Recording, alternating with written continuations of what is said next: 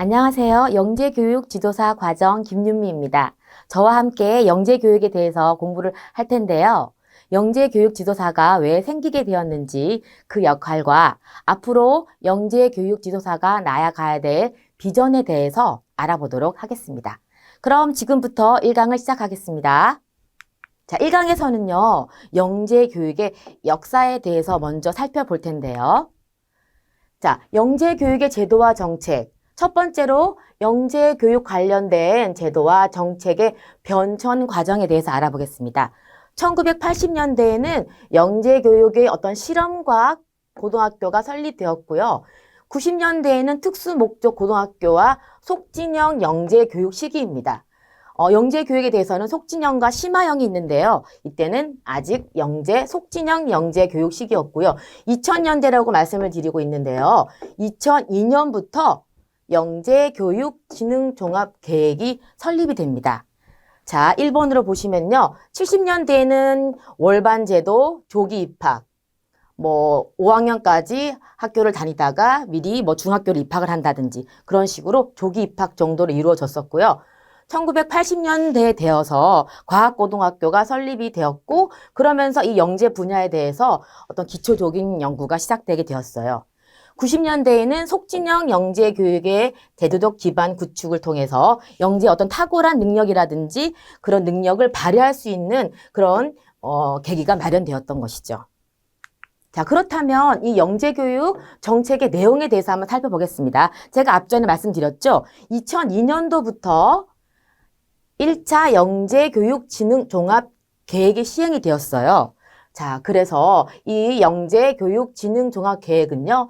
제10조 영재교육 시책 수립에 대한 국가 및 지방자치단체의 의무와 영재교육진흥법 제3조 및 동시시행령 제2조 영재교육진흥계획 수립에 대해서 그것을 근거하여 수립이 되었던 거예요. 그리고 2002년부터 5년이 지나서 2007년도에는 2차 영재교육진흥종합계획이 내용이 되었는데 이것은 마무리되었다는 것은요. 5년을 계획을 하고 설립이 되었었어요. 그래서 5년이 지나서 마무리됨에 따라서 국가 차원의 영재교육 정책의 성과평가를 하고 또 우리 현실에 적합한 영재교육 시스템을 마련하고자 수립이 되었습니다. 자, 그렇다면 3차는요. 2017년도에 계획이 되었어요. 그래서 이 17년도에는 어떠한 비전을 가지고 생겨났느냐? 영재교육의 최적화를 통한 창조적인 인재 육성을 비전으로 해서 계획이 설립이 되었고요. 거기에 따른 목표는 영재교육의 기회를 확대를 시키고 그리고 영재교육의 질적인 수준을 한 번 더 제고해보자.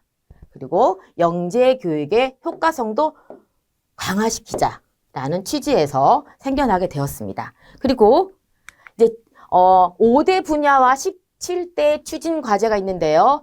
1대, 2대, 3대, 4대, 5대 그리고 이렇게 17가지의 추진 과제가 있습니다. 살펴보면요. 1대에서 꿈과 끼를 키우는 영재교육의 기회를 확대시켰어요. 어떤 기회냐면요. 영재교육이 시행이 되면서 여러 아이들도 자기들도 이 영재교육에 대한 테스트를 받아보고 싶다. 그렇다면 기회를 우리가 확대를 시키자. 그래서 영재교육을 다양화시키고 연계를 활성화시켜서 기회를 확대시켰고요. 그리고 수의 사각지대 아이들이 있어요. 테스트를 받는다 하더라도 어떤 테스트를 받는 곳에 가서 받아야 되기 때문에 그런 사각지대를 해소시키기 위해서 노력을 많이 했습니다. 그리고 영재 선발의 어떤 그 타당성에 대해서도 한 번씩 재고를 해보기 시작했습니다.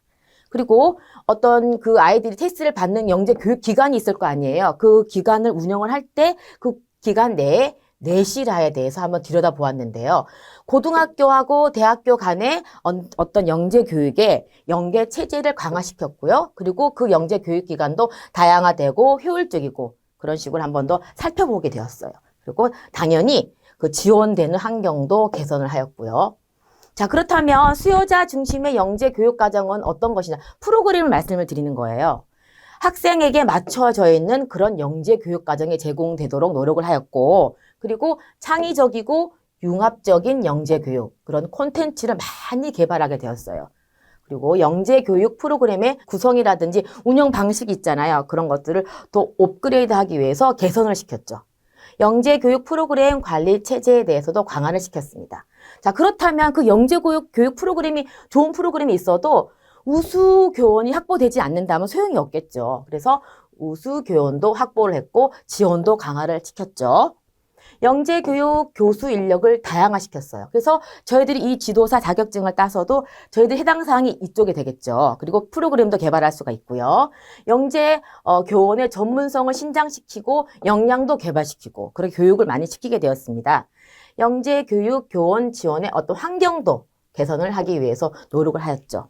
자, 그리고 마지막으로 안정적인 발전 기반을 구축하였어요. 그러니까 그 영재교육 기관에서 행정에서는 어떻게 지원이 되며 어떻게 효율적으로 진행을 시키면 될까? 거기에 대한 것들, 그리고 정보라든지 교류 지원도 강화시키고 또 영재교육 재원 확대 및 다양화를 통해서 어떤 지원이라든지 그런 것들도 다양하게 늘리게 되었고요. 또 영재교육이 우리나라뿐만이 아니라 다른 나라에서는 어떻게 영재교육을 시행을 하는지에 대해서 국제화를 이제 설립을 해서 이제 같이 저희 나라와 함께 교육을 시키는 그런 방향으로 구축을 하게 되었습니다. 자, 그렇다면 우리가 이제 3차를 봤으면 이제 4차를 봐야 되겠죠. 4차에서는 2022년도에 4차가 이제 계획이 설립이 되었는데요. 이 4차 영재교육진흥종합계획에서는 어떠한 비전을 가지고 되었느냐. 아이들의 재능을 개발하고 그리고 거기서 확대를 하는데 창의 융합인재라는 융합이라는 말이 이때 처음으로 나오게 되었어요. 창의를 융합을 시켜서 인재를 육성해야 된다. 한 가지가 아니고 여러 가지를 함께 융합을 시켜야 되겠다. 그래서 창의 융합 인재 육성을 비전을 가지고 이제 시행이 되기 시작했습니다. 거기에 따른 목표는요.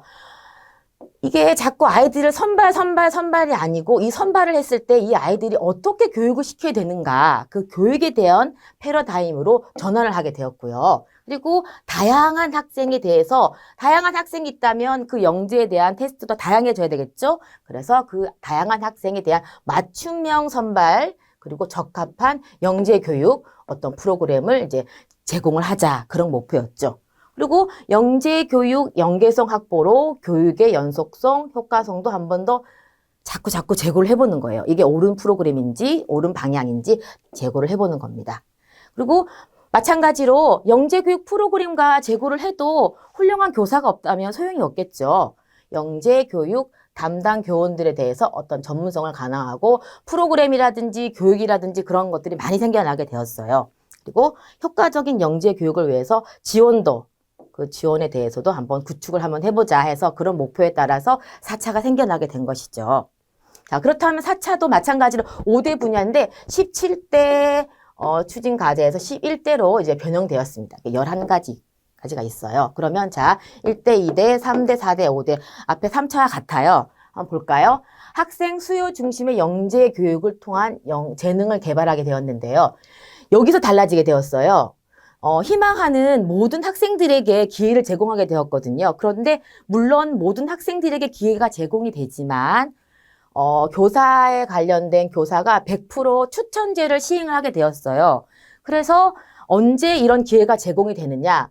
초등학교 3학년쯤 되면 뭐 방과후 프로그램이라든지 물론 담임 선생님이 많이 말씀을 주십니다. 그랬을 때 이 아이에게 수학이라든지 과학이라든지 미술, 음악 여러 가지가 있을 거잖아요. 거기에 대해서 한번 테스트를 받아보세요 하고 말씀을 주시고요. 그러면 학부모님들께서 내가 한번 우리 아이 테스트를 받아보자. 그러면 주말에 시간을 내서 그 테스트를 시행을 하게 됩니다.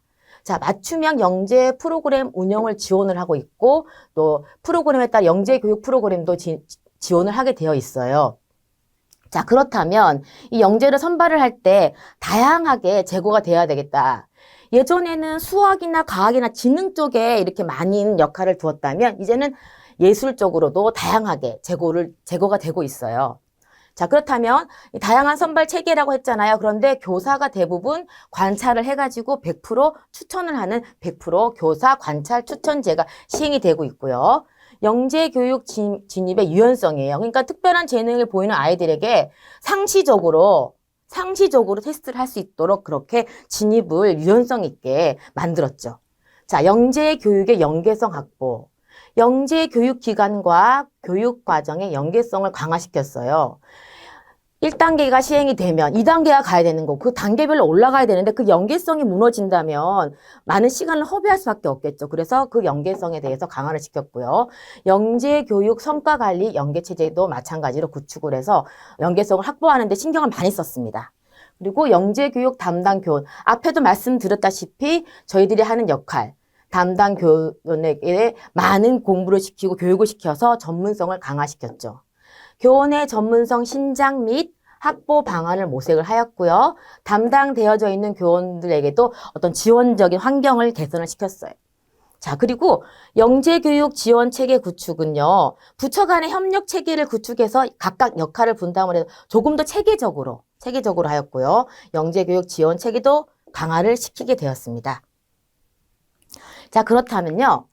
자, 이 지능법에 대해서 한번 알아보겠어요. 영재교육진흥법 제정에 대해서 한번 알아볼 텐데요. 이 영재교육진흥법은 교육기본법 제12조 및 19조에 근거하여서 2000년 1월 28일 법률 6125호로 제정되었습니다. 현재 영재교육진흥법으로 총 18조 부칙으로 구성이 되어 있어요.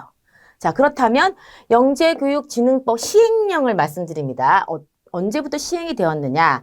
2002년도에요. 저희들이 앞에서 봤죠. 2002년도 대통령령으로 17,578호로 제정되었으면요. 이게 6장 40조로 되어 있습니다. 뒤에 제가 표를 만들어 놨거든요. 한눈에 볼 수 있게끔 표를 만들어 놨어요. 총 4장 40조의 부칙으로 구성이 되어 있고 그 안을 살펴보면요.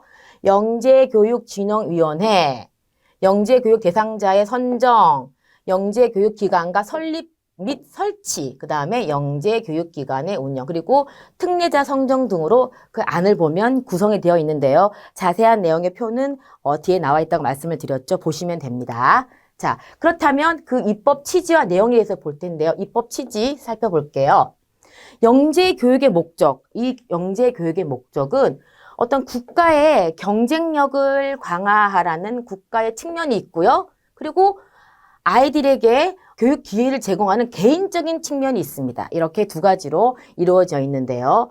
헌법 제31조에 규정하고 있는 국민의 기본교육권 들어보셨죠? 국민의 기본교육권에 기초해서 누구나 능력에 따라서 균등하게 교육받을 권리를 국가적 차원에서 보장을 하는 거예요. 그래서 이 국가적 차원에서 하는 수단이기 때문에 국가 경쟁력, 그 다음에 개인적인 측면에서 강화를 시키게 된 거죠. 자, 그렇다면 영재교육진흥법의 입법 취지는요. 어떤 아이들의 개인의 타고난 잠재력을 개발하여서 그 소질을 최고로 발휘하게 되는 거 한편 또 우리 헌법의 교육 기본권에 충실하니까는 소질도 발휘하고 그리고 또 교육 기본권에 충실하고 그렇게 됐을 때 그 결과로 우수 인재를 통한 국가 경쟁력 강화를 도모하기 위함이다라는 것이 입법 취지라고 말씀을 드릴 수가 있는 거예요. 자, 그렇다면 그 내용을 한번 살펴볼까요? 2000년에 제정된 영재교육진흥법은 영재교육진흥에 필요한 국가와 또 지방자치단체의 임무를 규정하고 있습니다. 영재교육에 관한 주요 사항을 심의하기 위해서 교육부는요. 중앙영재교육진흥위원회를 설치하도록 규정을 지었어요. 그래서 이 국가가 시행하는 것과 지방자치단체에서 시행하는 것들을 살펴볼 수가 있는 거죠. 영재교육 대상자의 선정과 영재학교도 있을 것이며 영재학급이라는 것은 학교 내에 있는 학급을 말씀을 드리는 거고 영재교육원도 있습니다. 영재교육원을 지정하고 설치 운영 및 영재교육기관을 설립하고 설치하는 그 기준에 대해서 규정을 하고 있어요. 그리고 영재교육과정을 이수를 인정하고 교원의 임용 및 자질을 향상을 시키고 교원들의 선생님들의 자질을 향상시키고 교육 내용 및 교과형 도서 또 재정 지원에 관련된 사항과 영재교육연구원을 지정을 하였고요. 거기에 따른 설치 운영에 대해서 사항을 함께 포함을 하고 있습니다. 그것이 내용입니다. 자, 그렇다면 앞에서 영재교육진흥법을 보았죠? 그 시행령에 대해서 한번 볼 거예요. 입법 취지는 정부 방침으로 확장된 영재교육 정책 방안의 시행을 위해서 법적 기반을 마련하였는데요. 다른 나라에서는 뒤에 이제 함께 공부하실 텐데요. 정부 방침으로 되지 않고 개인이라든지 어떤 학교, 나라의 정부에 따라서 하지 않는 영재교육들이 있어요. 하지만 저희 나라는 그런 시행령이 발령이 되면서 정부 방침으로 어떤 법적 기반을 마련하게 되었던 거죠. 영재교육기관의 자율성을 최대한으로 보장을 할 수 있도록 하였습니다. 그리고 그 담당 교원들 있잖아요. 그 담당 교원의 전문성을 강화하고자 하였던 것이죠. 입법 취지가 되었기 때문에 이런 두 가지 역할도 활성화가 되었던 거예요. 그 내용을 보시면요. 이 내용도 제가 앞 뒤에 말씀드렸던 그 표를 말씀드렸잖아요. 제1장, 2장, 3장, 4장, 5장 보칙까지 나와 있습니다. 자, 그렇다면 이 영재교육 시행령은요, 총 6장 40조로 이제 구성이 되어 있어요. 자, 1장에는 총칙, 그리고 2장은 영재교육진흥회, 3장은 영재교육 대상자 선정, 그리고 4장은 영재교육기관의 설립과 설치, 그리고 영재교육기관을 어떻게 운영을 하는지, 그리고 마지막 6장에는 이제 보칙으로 되어 있습니다. 자, 아까 말씀드렸던 것이 한눈에 볼 수 있게끔 제가 이렇게 만들었는데요. 그 1장, 2장, 3장, 4장, 5장, 6장 이렇게 되어 있어요. 그래서 총칙을 간단히 살펴보면요. 이 총칙의 주요 내용은 뭐냐면 이 진흥법에서 위임된 사항과 그 시행에 대해서 어떤 필요한 사항, 이것이 왜 생겨나게 되었는지에 대한 필요한 사항을 규정을 하였고요. 이 진흥위원회에서는 교육부에서 중앙영재교육진흥회가 있다고 말씀을 드렸잖아요. 이 중앙영재교육진흥회와 시도교육감을 소속하여서 시도영재교육진흥회로 구분이 되어 있습니다.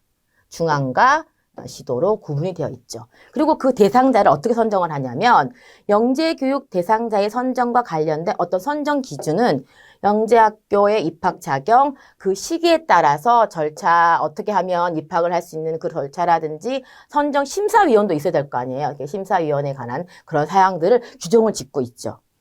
그리고 영재교육기관이 설립이 되는데요. 이 영재교육기관이 영재학교, 영재학급, 영재교육원 이렇게 큰 틀에서 볼 수가 있고요. 이런 설치에 관련된 제반사항도 규정을 하고 있습니다. 자, 5장에서 보면요. 영재교육기관, 아까 보셨던 영재학교, 영재학급, 영재교육원에 자율권을 이제 부여를 하는 것이 기본이고요. 또 그럴 때 학사 운영이라든지 교육과정 등에 관한 초중 교육법 영상의 특례라든지 영재교육 담당 교육 임용에 대한 그런 사항들도 규정을 짓고 있어요. 그리고 보칙을 살펴보면요. 영재교육에 관한 각종 기초연구, 정책연구, 영재와 판별, 영재 판별에 대해서 저희들 공부를 할 텐데요.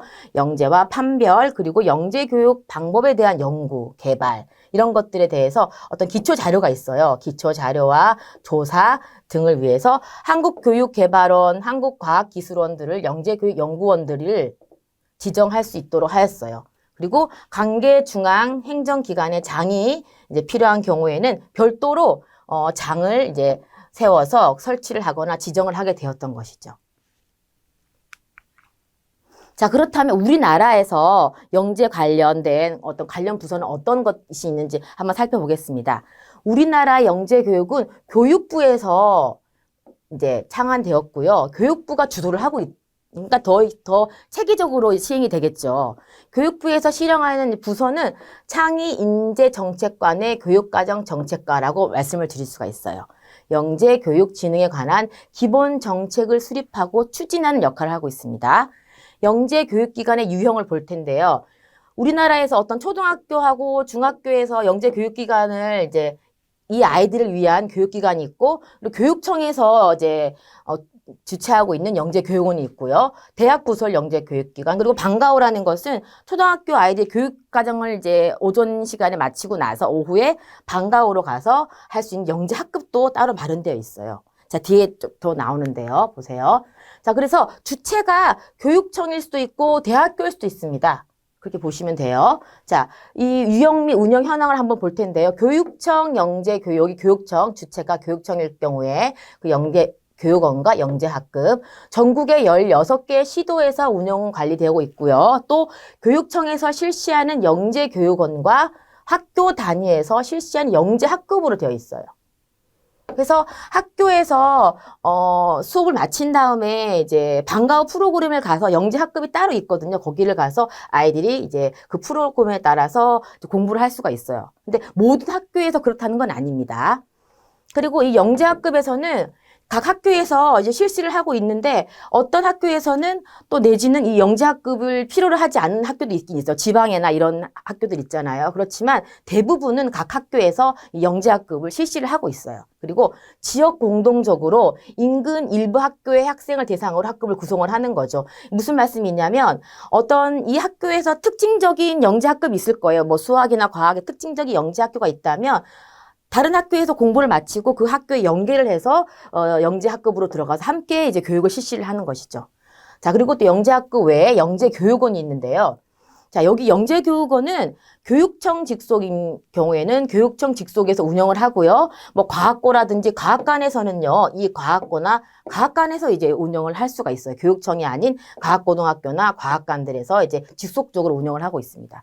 그리고 이 대학교는요, 또 대학교에서 영재교육원이라고 지칭을 하거든요. 여기서는 또 교육부에서 전국 25개의 대학에서 실시를 하고 있고 과학창의재단에서 지원을 하고 있어요. 그리고 교육청에서 운영을 하고 있는 것은 지역교육청에서 지원을 하고 있죠. 그래서 보시면 이제 대학부설 영재교육원 앞에 보셨잖아요. 거기서 보시면 교육부에서 반드시 승인을 받아야 되는 대학교에서 과학영재교육원을 설치해서 운영하는데요. 여기는 이제 주로 방학에 많이 실시를 하거나 아니면 뭐 주말에나 이렇게 실시를 하고 있어요. 자, 현재 전국 25개의 대학교에서 실시를 하고 있습니다. 이 대학부설 과학영재교육은 주말하고 방학 중에서 연간 100시간 이내의 교육을 하고 있는데요. 학급당 15명 내외로 능력을 편성하여서 운영을 하고 있어요. 그 과목으로는 대부분 뭐 수학이라든지 과학이라든지 과학영재교육을 중심으로 하고 있습니다.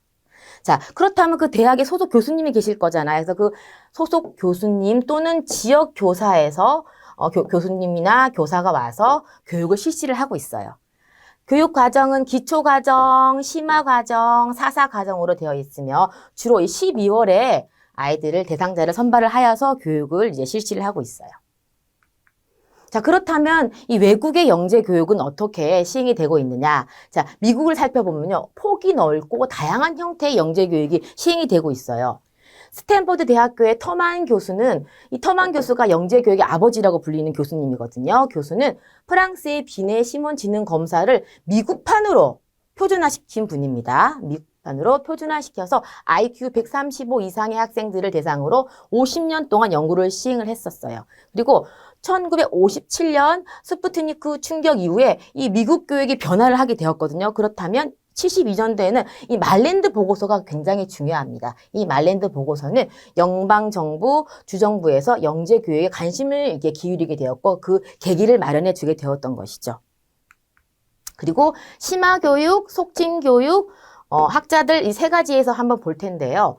미국에서는 그 내용을 좀 더 뭐 풍요롭게 수평적으로 그렇게 가르치려고 노력을 하고 있고요. 뭐 퍼듀 대학교, 트리니티 대학교를 중심으로 하고 있습니다. 그리고 속진, 조금 빨리 위계적으로 교육을 시키려고 하고 있으며 존스 홉킨스 대학교를 중심으로 이 속진 교육이 주로 이루어지고 있어요. 그리고 아까 보셨던 이 터만 교수님이 1세대고요. 2세대는 렌줄리 교수님, 쇄골이 모형에 대해서 저희들이 자세하게 배울 텐데요. 이 렌줄리 교수님이 2세대입니다. 그리고 싱가포르에서는요, 중앙정부가 체계적으로 관리를 하고 있어요. 싱가포르에서는요.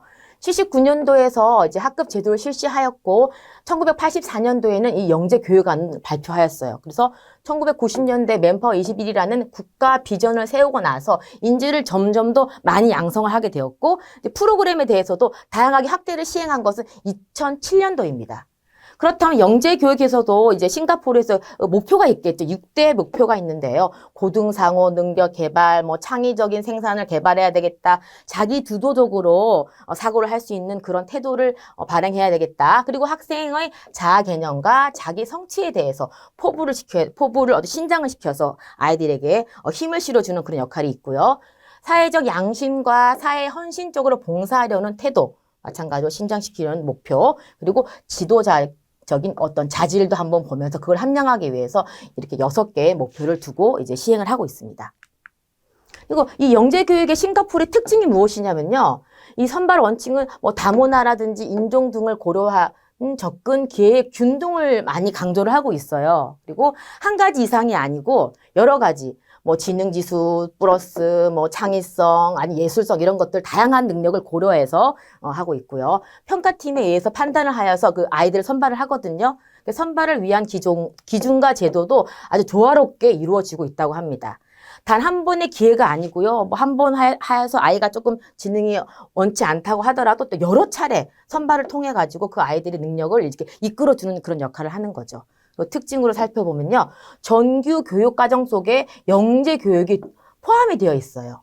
그리고 초등학교 4학년부터 6학년간 교과 성적이 상위 1%에 해당하는 그런 뛰어난 학생들 있잖아요. 그런 뛰어난 학생을 영재 교육 대상자로 선발하여서 영재 학급에 가서 수업을 받을 수 있게 되어 있죠. 그리고 미국에서는 속진과 심화를 함께 다양하게 했는데 여기서는 속진보다는 심화에 더 심혈을 기울이고 있습니다. 그리고 집단적 활동과 조사 연구와 현장 조사 등을 연구 훈련을 굉장히 강조를 하고 있죠. 자, 그렇다면 이스라엘을 한번 살펴볼게요. 이스라엘에서는 어떤 교육이냐? 평등, 수월성, 평등을 많이 주장을 해요. 평등. 70년대 초까지만 하더라도 형평성의 원리가 지배적인 국가였거든요. 자, 73년에 영재교육의 필요성에 대해서 인식을 하기 시작한 거예요. 그러다 보니까 78년도에는 영재 및 과학 청소년과를 설치를 하였죠. 그리고 90년대 와가지고는요, 예술과학 아카데미라든지 뭐 세계에서 가장 많이 노벨상을 배출을 하였잖아요. 그래서 그런 이제 고등학교가 되기도 하였다는 거죠. 자, 이 영재교육의 특징, 이스라엘의 특징을 한번 살펴보면요. 학문적인 접근을 아까도 말씀드렸다시피 평등하게, 민주적인 가치를 중시를 하고 있어요. 방과 후 심화학습 영재교육 주 1회로 시행을 하고 있고요. 또 상위 1에서 1.5% 학생들 있죠. 이 학생들을 대상으로 영재교육을 집중적으로 교육을 하고 있고 1.5에서 3%의 학생들에게는 예비반의 형태로 두 가지로 이제 운영을 되는 거죠. 융합교육을 통해서 새로운 발상, 새로운 문제의 접근 방식을 찾아내서 창의적이고 창조적인 산출문을 만들어내는 것이기에 거기에 따른 기여도가 높다는 것이죠. 또 금융계에 진출한 유대인을 통해서 재정적인 지원도 충분히 받고 있습니다. 자, 저희 학습 정리 한번 해볼게요. 우리가 앞에서 영재교육 제도와 정책에 대해 살펴보았죠. 그리고 영재교육진흥법, 진흥법에서 이제 제정 그리고 시행령까지 알아보았어요. 그렇다면 우리나라의 영재교육은 어떻게 운영되는지, 그리고 외국의 영재교육의 동향에 대해서도 살펴보았습니다. 다음 강의에서는요, 영재교육의 개념과 정의에 대해서 자세히 살펴보도록 하겠습니다. 다음 강의에서 뵙겠습니다. 감사합니다.